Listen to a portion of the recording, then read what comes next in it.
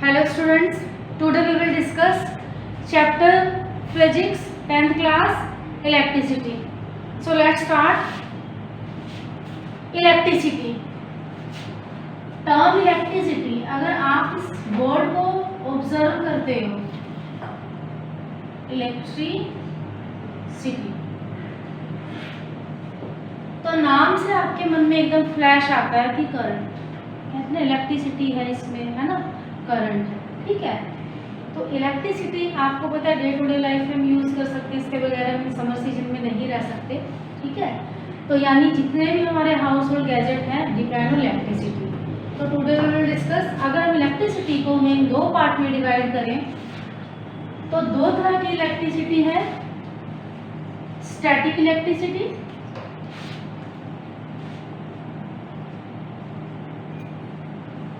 And current electricity.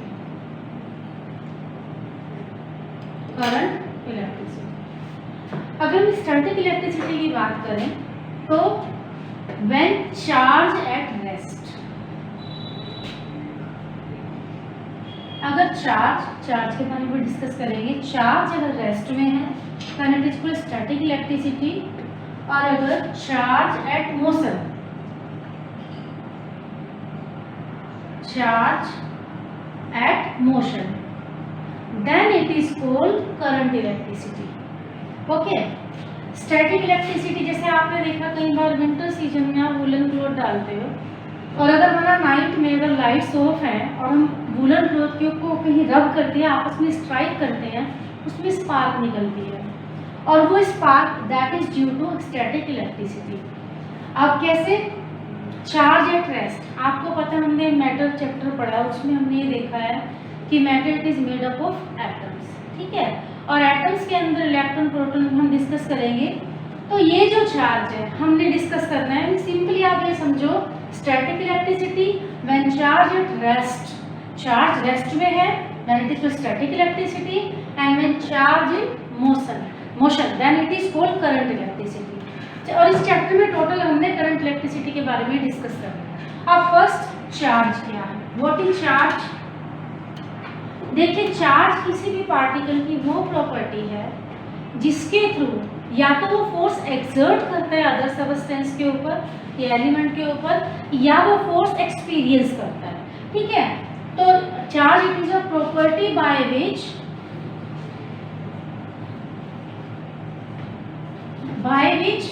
It exert और experience of force. जब किसी और सब्सटेंस के पास रखा जाएगा तो वो तो उसको या तो फोर्स को एक्सपीरियंस करेगा या फोर्स एक्सर्ट करेगा, ठीक है। आपने 9th क्लास में पढ़ा, there are two types of charge, positive charge and negative charge. Positive charge अगर कोई एटम है, कोई एलिमेंट है, अगर वो प्लस यानी पॉजिटिव चार्ज है then it is called positive and negative charge. Structure of अभी आप एटम में जाके इस चीज को समझते हैं, पॉजिटिव एंड नेगेटिव चार्ज। अब समझिए, आपको पता है कि हमने स्ट्रक्चर ऑफ एटम में पढ़ा है कि एटम के फंडामेंटली सब एटॉमिक पार्टिकल कितने हैं? 3, electron, proton and neutron. Electron के ऊपर क्या चार्ज है? Negative charge, okay. प्रोटॉन के ऊपर चार्ज क्या है? पॉजिटिव चार्ज, और न्यूट्रॉन के ऊपर कोई चार्ज नहीं है। यानी अगर हम कहें कि अगर नेचर में देखें only 2 type of charges are there, positive charge and negative charge. अब अगर मैं बात करती हूँ इलेक्ट्रॉन के ऊपर कितना चार्ज है, इसकी फिक्स क्वांटिटी है, दैट इज इलेक्ट्रॉन के ऊपर चार्ज क्या है? माइनस है, तो माइनस 1.6 into 10⁻⁻19 कूलम। क्लियर? और सेम जितना चार्ज इलेक्ट्रॉन के ऊपर है सेम चार्ज प्रोटॉन के ऊपर भी है, that is plus 1.6 into 10⁻⁻19 coulomb. Clear? तो यही चार्ज क्या है? जब ये चार्ज रेस्ट में है और कब ये मोशन में है, उसी बेस पे मैंने आपको डिफरेंशिएट करके बताया था। अब समझिए charge, this is an atom, और ये एटम क्या है? न्यूक्लियस, और ये क्या है? 3 सब एटॉमिक पार्टिकल्स। अगर बात करें इलेक्ट्रॉन, प्रोटॉन और न्यूट्रॉन, इनका डिस्ट्रीब्यूशन एटम के अंदर आपने 9th क्लास में पढ़ा था। Proton plus neutron are inside the nucleus and electrons revolve around the nucleus in well defined orbits. और हमने नाम दिया था, जैसे ये K शेल है, M शेल है, L शेल है, ठीक है। ये जो इलेक्ट्रॉन्स हैं वो वेल डिफाइंड ऑर्बिट में क्या रिवॉल्व कर रही है। अब मैंने आपको कहा कि जितनी मैटर है वो सारी किसकी बनी है, एटम्स की बनी है। तो कुछ एटम्स में जो इलेक्ट्रॉन है वो जो वैलेंस इलेक्ट्रॉन है, याद रखना जो शेल जितना न्यूक्लियस के पास है उसके ऊपर न्यूक्लियर चार्ज उतना ही ज़्यादा है। इलेक्ट्रॉन मूव इजीली नहीं हो पाएंगे, लेकिन जैसे हम न्यूक्लियस से दूर जाते हैं तो न्यूक्लियर चार्ज जो है वो वीक पड़ने लगता है। और इसमें जो आउटर मोस्ट शेल, जो भी एटम की आउटर मोस्ट शेल में जितने इलेक्ट्रॉन हैं वो क्या करते हैं, एनर्जी गेन करके कुछ वहां से बाहर निकल जाते हैं, फ्री हो जाते हैं। तो फ्री इलेक्ट्रॉन अगर एटम से हो रहे हैं तो रहेंगे तो मटेरियल के अंदर। तो जिनमें फ्री इलेक्ट्रॉन्स की क्वांटिटी ज़्यादा है उन्हें हम कंडक्टर कह देते हैं, और जिनमें फ्री इलेक्ट्रॉन की क्वांटिटी कम है, इलेक्ट्रॉन फ्री हुए लेकिन वो मूव नहीं कर पा रहे हैं, उन्हें भी इंसुलेटर कह देते हैं, ठीक है। तो यही इलेक्ट्रॉन जब मेटल में, अब ये तो आपको क्लियर हो गया होगा आई होप। अगर मैं इसी करंट को रिप्रेजेंट करूं, माना मैंने कॉपर क्या है, गुड कंडक्टर है, मैंने कॉपर की वायर ली, ये किसकी बनी है, एटम्स की, ठीक है। और एटम के अंदर क्या है कि गुड कंडक्टर है कॉपर, ठीक है, मेटल्स गुड कंडक्टर मानी जाती है, ठीक है। तो इस केस में क्या होगा, जो इलेक्ट्रॉन्स हैं वो बाहर फ्री हो जाएंगे और ये इलेक्ट्रॉन जिग-जैग किसी भी डायरेक्शन में मूव कर रहे होते हैं, क्लियर। अब जब ये डायरेक्शन, इनको पर्टिकुलर डायरेक्शन मिलेगी इलेक्ट्रॉन्स को, तभी करंट का फ्लो हो पाएगा, ठीक है। अब मैंने क्या कहा, इलेक्ट्रॉन मूव कर रहे हैं, ठीक है, इलेक्ट्रॉन है, अब चार्ज क्या है इसके ऊपर, नेगेटिव चार्ज, ठीक है। तो वही बात है, यानी इलेक्ट्रॉन का जो फ्लो है that is responsible for the flow of current in any conductor. तो चार्ज कहे, फ्लो ऑफ चार्ज कहे या फ्लो ऑफ इलेक्ट्रॉन कहे, it is called current. And what is the meaning of current, अगर मैं कहूँ करंट, करंट का मतलब क्या होता है, पर्टिकुलर इलेक्ट्रिसिटी के केस से हटके भी इट मींस फ्लो। अगर ये फ्लो वाटर में हो रहा है तो वाटर करंट है, अगर ये फ्लो एयर में हो रहा है तो हम कहते हैं ना एयर करंट, वाटर करंट। तो यानी flow of something, and here current means flow of electrons, ठीक है। तो यानी अब अगर हम कहते हैं कि चार्ज फ्लो हो रहा है मींस फ्लो ऑफ इलेक्ट्रॉन है, वो करंट को कंस्टिट्यूट करता है। कैसे, जब यही जो फ्लो ऑफ इलेक्ट्रॉन है जब ये होता है तो यानी उस केस में करंट फ्लो होने का मतलब इलेक्ट्रॉन फ्लो हो रहे हैं, यानी चार्ज पर्टिकुलर टाइम में कितना चार्ज फ्लो हो रहा है दैट इज कॉल्ड करंट। यानी अगर मैं करंट की डेफिनेशन आपको बताऊं, it is clear to you, I am rubbing it. तो flow of electron per unit time, so what is current, rate of flow of charge या flow of charge per unit time, बात एक ही है। Flow of electron कहेंगे तब भी ठीक है, फ्लो ऑफ चार्ज कहेंगे तब भी ठीक है। तो रेट ऑफ, रेट का मतलब आपको जैसे हम चेंज इन वेलोसिटी कहते हैं, तो क्या होता है acceleration, change of displacement per unit time हम क्या कहते हैं, वेलोसिटी। तो इसका मतलब rate of flow of charge, it is called current. Rate of flow of charge it is called current. यानी करंट क्या होता है, current is equal to charge upon time, यानी पर्टिकुलर टाइम में कितना चार्ज फ्लो हुआ है दैट इज कॉल्ड करंट। अब करंट को रिप्रेजेंट करते हैं हम कैपिटल आई से, आई इज इक्वल टू, और चार्ज को हम करते हैं क्यू से, capital Q, and time it is T. So I is equal to Q upon T, यानी अगर आपको चार्ज दे दिया पर्टिकुलर और वहां पे time they they, you can calculate the current, ठीक है। अब अगर हम बात करें एसआई यूनिट, तो करंट को कैसे, it is ampere, it is ampere, capital A means अगर आई क्या है, I am writing here A is equal to, और चार्ज मैंने आपको क्या बताया था, denoted by the that is coulomb, C. So C upon and time it is second. C क्या है? It is charge. It is represented by coulomb. So A is equal to C upon S. यानी कई बार आपसे क्या है, current का formula तो आपका ये हो जाए I is equal to Q upon T, लेकिन कई बार आपसे पूछा जाता है डिफाइन 1 एम्पियर। मैंने बताया अगर करंट एम्पियर है और चार्ज क्या हो जाएगा? कूलम, और टाइम क्या हो जाएगा? Second. Then ampere is equal to charge upon second. अब हमने क्या, मैंने आपको डेफिनेशन के पूछा था डिफाइन 1 एम्पियर। अगर एम्पियर 1 है तो चार्ज भी 1 हो जाएगा और सेकंड भी 1 हो जाएगा। जैसे मैंने आपको बताया 1 न्यूटन की डेफिनेशन क्या कहते थे हम, ठीक है, वैसे ही 1 न्यूटन को डिफाइन करना था, इसी तरह हम इसको डिफाइन करेंगे। तो देखिए current 1 ampere is the amount of current that is produced to flow 1 coulomb of charge in per second। यानी अगर 1 coulomb of charge 1 सेकेंड में पास होता है, then current produce will be 1 ampere. Okay, तो this is the definition of current. अब हमने कहा current produce हुआ है, अब करंट कितना प्रोड्यूस हुआ है, कम है ज्यादा है, तो हम कई बार देखते हैं ना, तो उस बेस पे क्या है कि करंट को मेजर कैसे करेंगे। तो current is measure by an instrument that is called ammeter।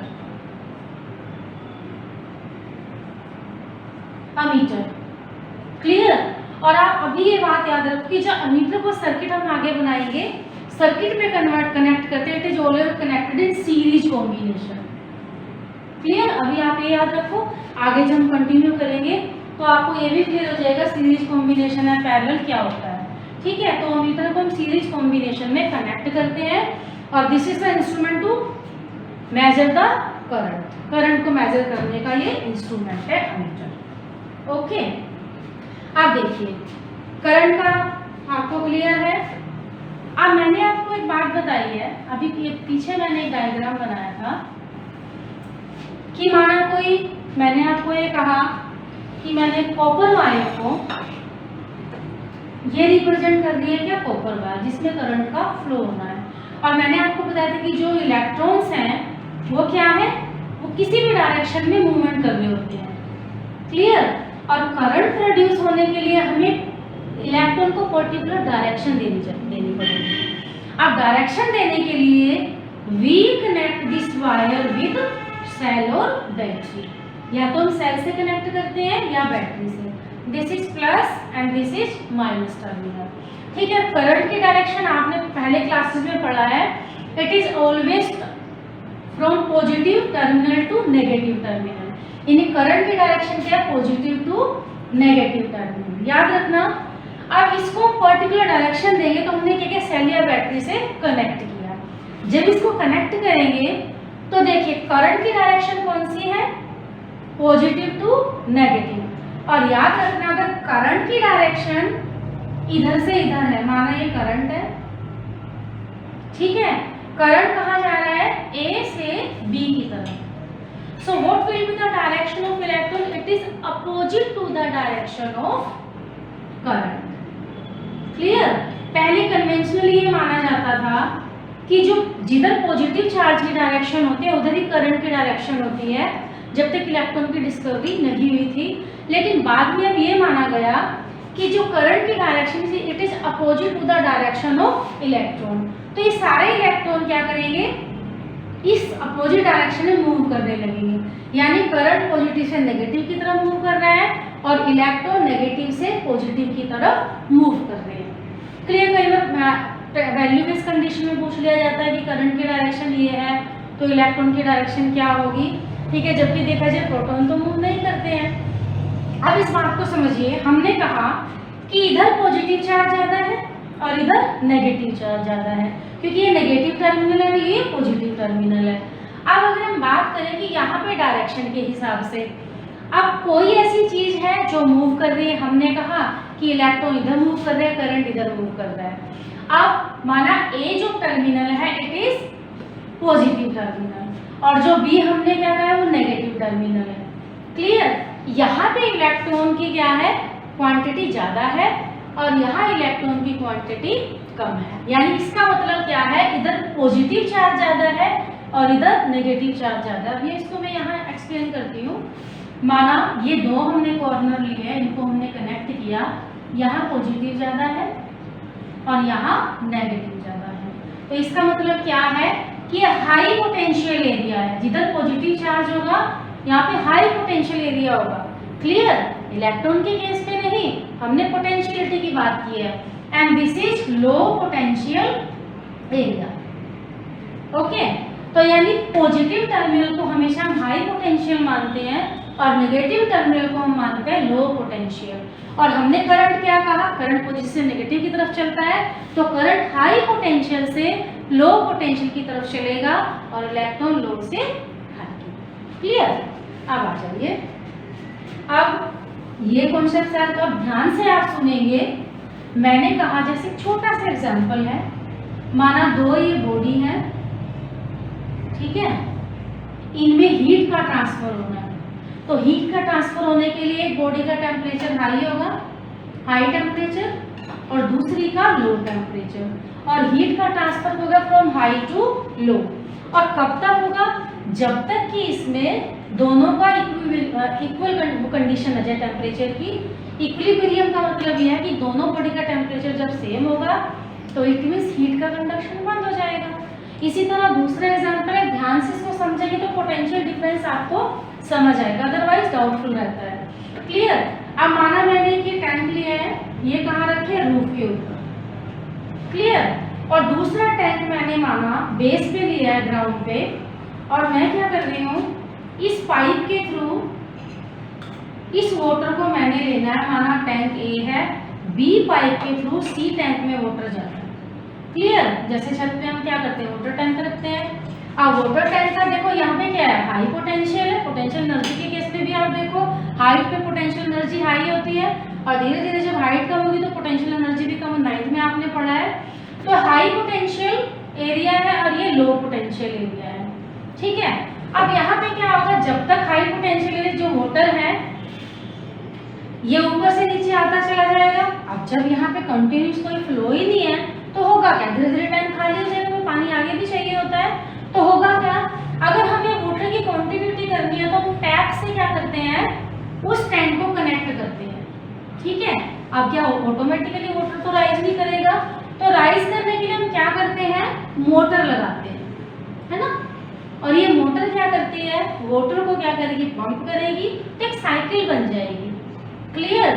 तो वाटर क्या है, यहाँ से यूज होगा हाई पोटेंशियल, तो एक पोटेंशियल डिफरेंस क्रिएट हो जाएगा और कंटिन्यूटी में वाटर यहाँ पे जाता रहेगा और हमें वाटर मिलता रहेगा। तो सेम एज करंट की कंटिन्यूटी बनाने के लिए हम उसको सेल या बैटरी से कनेक्ट करते हैं।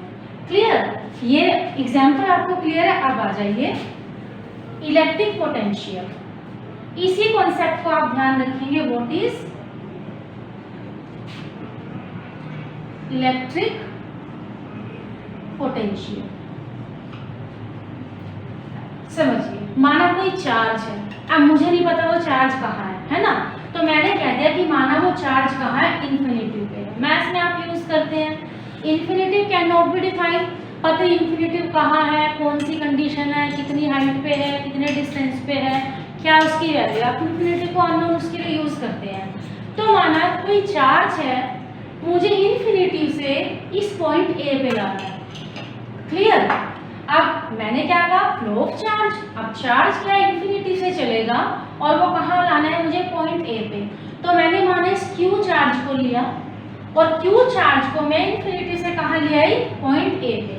अब मैंने क्या किया, आपने वर्क एनर्जी चैप्टर किया है, मैं किसी एक चीज को यहाँ से उठा के यहाँ लाई, तो मैंने क्या किया, वर्क किया। और वर्क मैंने क्या किया, to carry a particular charge from infinity to that point, and this is called electric potential. So what is electric potential? I am writing in short, electric potential, it is work done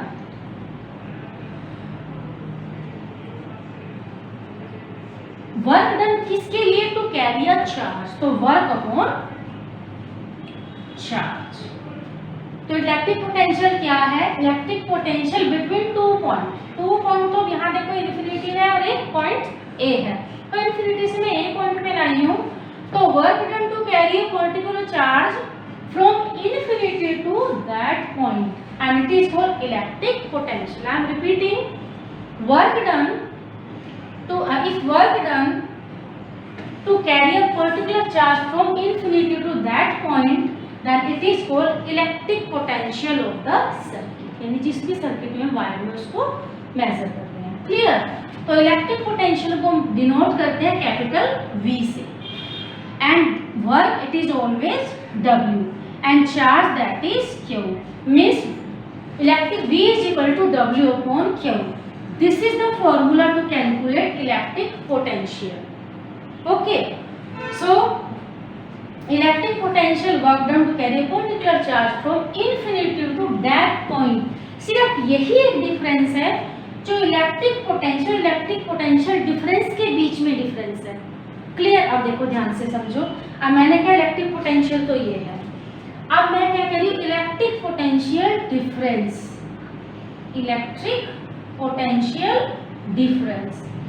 अब मैंने क्या कहा कि माना infinity को मैंने एक particular point हटा के मैंने कहा कि कोई वायर है A टू B। ओके, और मैं जो चार्ज है उसे या तो पॉइंट A से B पे लेके गई हूँ या B से A पे लेके आई हूँ। चार्ज को यहाँ से यहाँ लेके गई तो डिस्प्लेसमेंट, और डिस्प्लेसमेंट हुआ तो इट मींस मैंने वर्क किया साइंस की लैंग्वेज में। सो what is electric potential difference? Electric potential difference between two point. हम इसको कर रहे हैं क्योंकि डिफरेंस पता ना ए और बी के बीच में कितना डिफरेंस है। तो इफ वर्क डन, तो it is the work done to carry a particular charge from one point to another. What is electric potential difference? It is the work done to carry a particular charge from one point to another। Electric potential difference between two point in a circuit, between 2 point in a circuit। So what it is work done to carry a particular charge means अब electric potential रहेगा तो same difference। अब difference किसके बीच में ले रहे हैं? A और B के। So electric potential difference means this is for electric potential difference and this is only for electric potential। है ये same, बिल्कुल सेम है, सिर्फ डिफरेंस लगेगा तो आप A टू B, दो पर्टिकुलर डिफाइंड पॉइंट है। लेकिन जब खाली पोटेंशियल डिफरेंस की बात करते हैं तो इन्फिनिटी डिफाइंड पॉइंट नहीं है, वो अननोन पॉइंट है, इसलिए वहां पे हमने किसी पॉइंट की बात नहीं की। So that is again W upon Q। This is the formula for electric potential difference. अब electric potential difference this denoted by V again. This is symbol and SI unit is volt, that is volt, और volt के लिए symbol हम क्या लेंगे? V, and again W, capital W and Q।